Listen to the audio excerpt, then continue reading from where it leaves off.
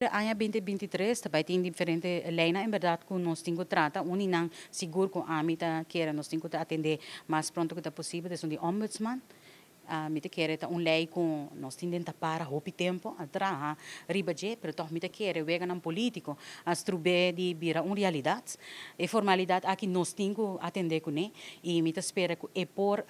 culminar de sua realização de ano 2023 mita quer é defensor do povo tá algo que por ajuda grandemente para o que te trata é maneira de funcionar do governo e qualidade de serviço que te dona e mais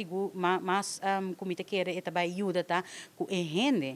tá sinti su mês atendido devidamente, que a gente tá sinti que o processo não tem aparato governamental tá funcionando, dando e contesta, dando e alívio, dando e sostém, na uma maneira ou outra, tem término aceitável. Você é parte de mais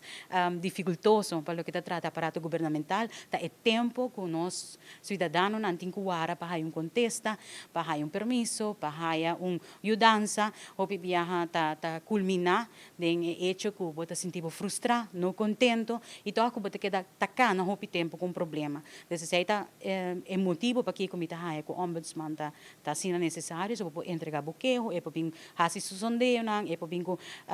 sugerência não para cambio, e assim nós daí põe prioridade também. So se mais que eu também riba mesmo processo, esse aí não te sonan que nós temos que dar uma prioridade, so manima bisa worry, e que a placa tá hopi chiquito. Desse nós temos que trabalhar base de prioridade, desse processo não com mais tem problema, e processo não com mais, do não cena, não dolor de cabeça, esse aí não tem processo não que nós temos que atender